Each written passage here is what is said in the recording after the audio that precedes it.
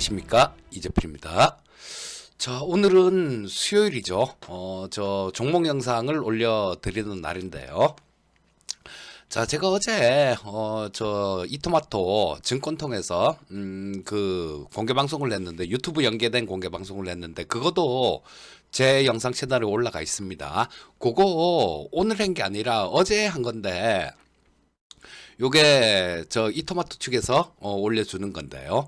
요게 하루 늦게 올라가요. 그래서 지금 아마 올라가 있을 텐데, 그거는 어제 한 영상입니다. 어제 그 영상 공방을 하면서 저 종목을 제가 롯데정보통신을 좀 말씀을 드렸었는데, 요거를 오늘 영상에다 올려드리려고 저 맘먹고 있었어요. 근데 오늘 뭐 16%나 올라버려 갖고, 그리고 장중에는 25.95%까지 올랐네요. 그래서 이건 너무 올라버려 갖고 이거를 올려드리면 안 될 것 같아서 좀 다른 영상을 올려드릴 거고요. 자, 이 롯데정보통신은 되게 좋은 회사예요. 그리고 대한민국의 전 전문가가 아무도 얘기 안 했던 종목인데, 오늘은 또 하여튼 그렇습니다. 이렇게 급등하고 나니까 또 얘기하는 사람들이 생겨요. 여러분들 주식 투자 수익도 버리시고 손실도 버리십니다. 급등하고 난 다음에 쫓아가는 거, 그거 되게 안 좋습니다. 왜? 뭐 지금 비싸게 사면 저 주식에다 금치를 주는 거 아니잖아요. 싸게 사야 돼요. 쌀 때 매수를 하셔야 되고.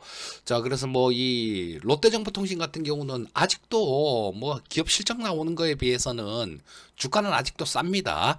그렇지만 단기간에 너무 올랐기 때문에 요거는 나중에 상황 봐서 좀 조정 좀 받고 뭐 왔다 갔다 하겠죠. 그러다가 뭐 매수해도 될 타이밍이, 매수해도 될 가격대나 타이밍, 뭐 그게 됐다 싶으면 제가 그때 좀 다시 말씀을 드릴게요. 저 어제 저 증권 통해서 하는 그 라이브 저 공방, 그거 보신 분들 같은 경우는 좋았을 거예요. 그저께 야인시대에서도 제가 이 종목을 리뷰를 해드리면서 롯데정보통신을요, 26,000원대 매수 추천 드렸었어요. 목표가 달성해갖고 월요일날 이날 저 리뷰를 해드리면서 그런 얘기를 해드렸죠. 아니, 이런 걸 안 사면 이걸 대체 왜 못 산다는 얘기입니까? 이런 얘기까지 해드렸었는데요. 그러고 난 다음에도 이틀 동안 뭐 종가 기준으로 20%가 넘게 올랐네요. 고가 기준으로 보면 훨씬 더 올랐죠. 이것도 다음 주 월요일 날 2차 목표가를 훌쩍 넘겼으니까 또 야인시대에서 리뷰를 또 해드려야 될 것 같습니다.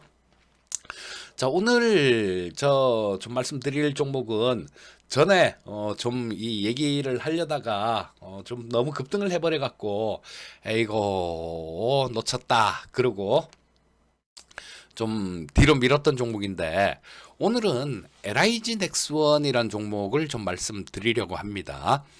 자, 우리나라에 크게 방산 기업들, 대형 방산 기업들이 몇 개가 있죠. 뭐 하나에어로스페이스도 있고, 현대 로템도 있고, 한국항공우주도 있고, 뭐 이 LIG 넥스원도 있고, 뭐 하나시스템도 있고, 뭐 풍산은 전에 좀 말씀을 드렸죠. 이 풍산을 올려드린 게 LIG 넥스원을 올려드리려고 했었는데, 그때도 여기서 너무 이렇게 급등을 해버려 갖고 이날 상한가를 쳐버렸죠. 상한가를 치고 막 이렇게 난리를 치길래 뭐 이때는 말씀 안 드리고 오늘 올려드리는 겁니다. 자, 그래서 뭐 그 하여튼 롯데정보통신 그 저 야인시대나 아니면 어제 공개방송 보고 만약에 매수하신 분 계시다면 축하드립니다. 자, LIG 넥스원은 그런 거죠. 주로 한국항공우주 같은 경우는 저 전투기를 만드는 기업이고요. 그 다음에 저 하나에어로스페이스는 여러 가지를 합니다. 뭐 천무 다련장 로켓도 만들고, K9 자주포도 만들고 여러 가지를 하는 기업이에요. 자, 그리고 하나오션을 인수를 하면서 이제 잠수함까지 만들려고 그러죠. 그리고 뭐 현대로템 같은 경우는 K2 흑표전차 뭐 이런 것들이고. 자, 이 LIG 넥스원은 주로 미사일이에요.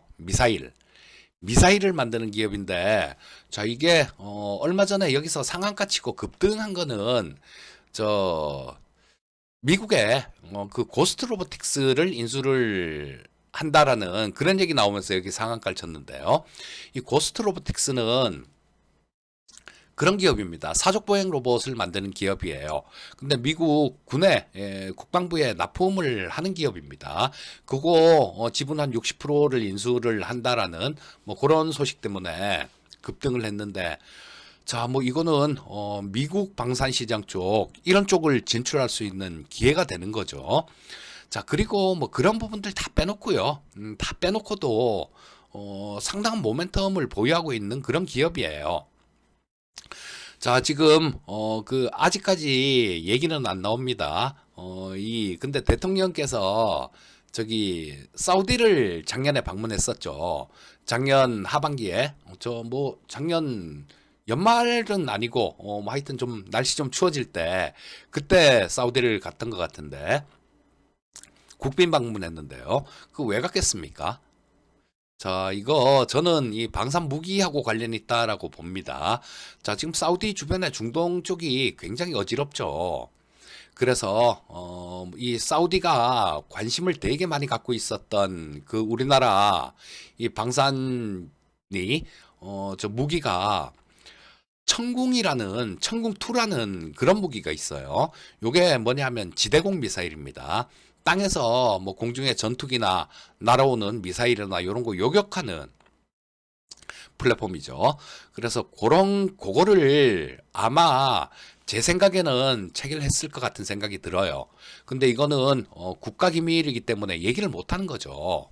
근데 이게 천궁2를 UAE에다가 수출을 했었습니다. 아랍에미레이트에다 수출했는데 요거 4조 2천억 규모였어요. 요거는 2022년에 했죠, 아마. 예, 2022년이었던 것 같아요. 1년 아니면 2년이에요. 연초였는데 전 정권 때 했던 거니까. 자, 근데 이 빈살만 왕세자가 이걸 보고 굉장히 관심이 많았었어요. 굉장히 많았었고 사우디가 가끔 가다가 그런 것들을 합니다. 우리나라 그 천무 다련장 로켓 있는데요. 요건 스페이스에서 만드는 거예요. 근데 이것도 수출했는지도 몰랐어요. 근데 저 후티 반군한테 이 뭐 저 미사일을 막 퍼붓는데요. 이 다련장 로켓을 막 퍼부었는데 그걸 화면에 딱 자랑한다고 우리 이렇게 공격했어 하면서 자랑한다고 나왔는데 그게 우리나라 천무였어요. 천무여서 갖고 아 사우디에도 수출했구나. 그때서야 알았던 겁니다. 아마 이 LIG 넥슨의 천궁2도 아마 했을 가능성이 높아 보여요. 제 생각에는. 그리고 사우디는 그쪽보다 UAE보다 규모가 큽니다. 더 커요. 자, 그래서 그런 부분들 같은 경우는 뭐 얘기를 안 하니까 알 수는 없는데요. 공시도 못 하죠, 이런 거는. 국가기밀인데 군사기밀을 어떻게 얘기합니까? 자, 그냥 했을 것 같다라는 그런 눈치만 그런 눈치예요. 자, 근데 이건 나중에는 나올 수 있겠죠. 자, 그리고 뭐 여러 가지 지금 이 LIG 넥슨이 하고 있는 것 중에 지금 올해부터 양산 들어가는 게 있어요. 뭐냐면 현무 5 미사일. 현무5 탄도미사일입니다. 정확히 요거는. 자, 이 현무5는 어떤 거냐 하면요. 하여튼, 우리나라는 핵을 못 갖고 있잖아요. 핵을 만들 수가 없지 않습니까? 미국 눈치 봐서 핵을 못 만드는데, 이 현무5가 뭐냐 하면요. 거의 전술 핵 수준의 저 파괴력을 가진 그런 미사일이에요. 자, 이게 무식하게 만든 거죠. 탄두 중량만요. 8톤에서 9톤 정도 되는 거예요.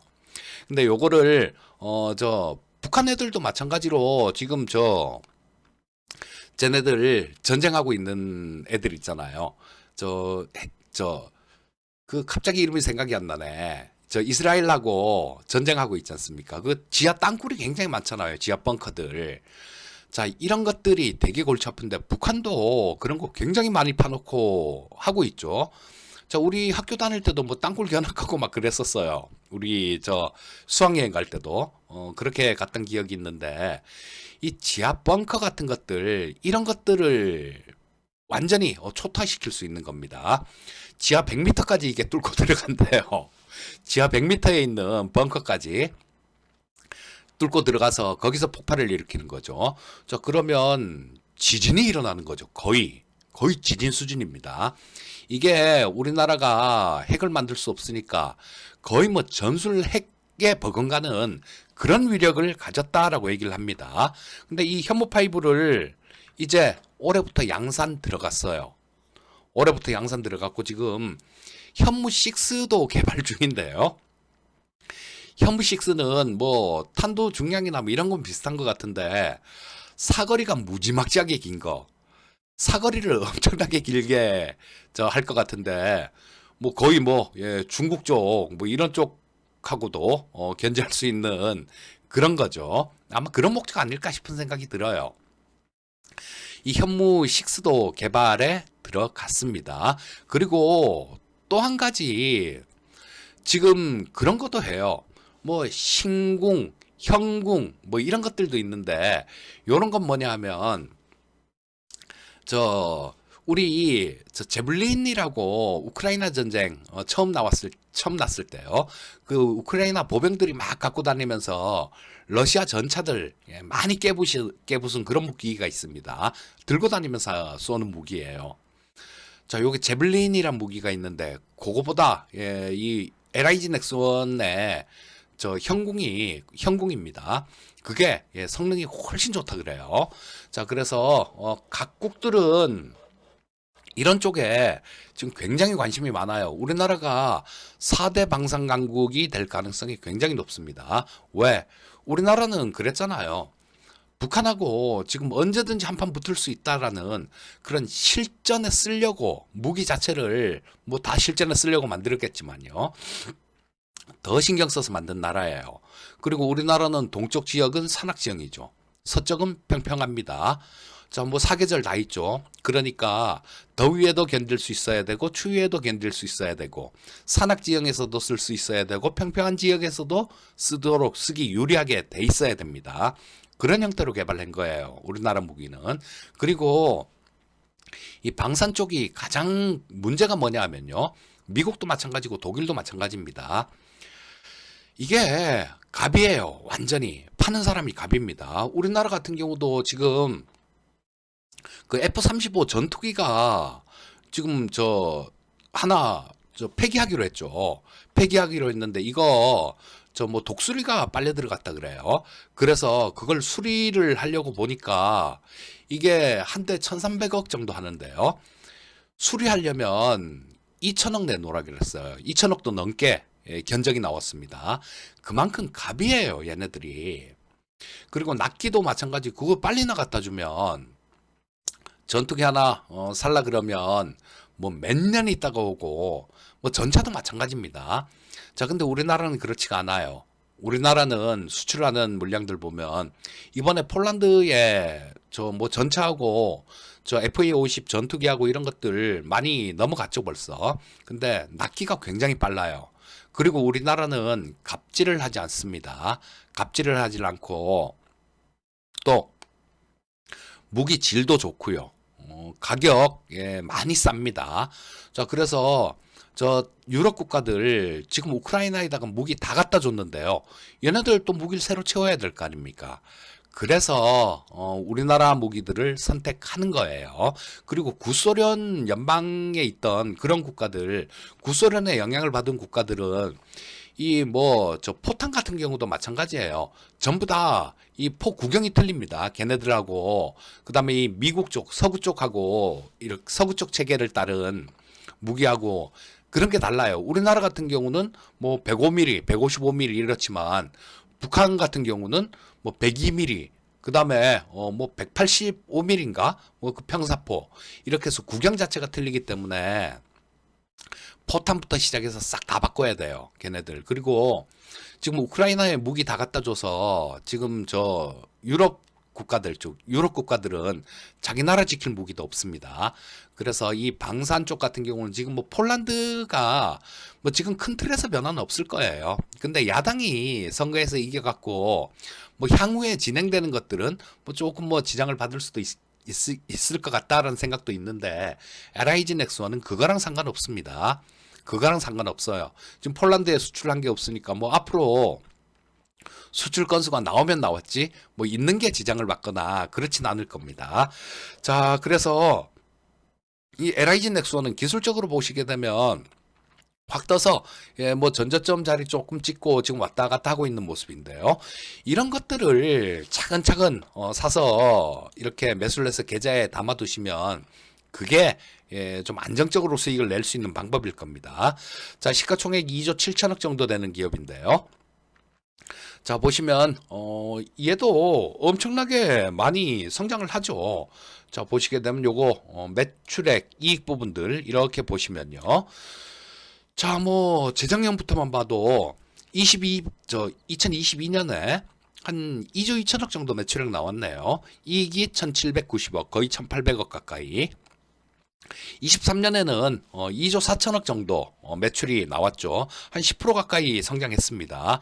그리고 이익 역시 마찬가지 1924억이니까 뭐 이익도 마찬가지 뭐 한 10% 정도 성장했네요. 자, 근데 올해 같은 경우는 작년보다 훨씬 더 클 것 같습니다. 자, 매출도 뭐 한 작년보다 한 20% 정도 성장할 것 같고요. 영업이익 역시 마찬가지 올해보다 한 20% 이상 예, 성장을 할 것 같아요. 자, 그렇다면 여러분들 올해 시장이 조금 불투명하죠.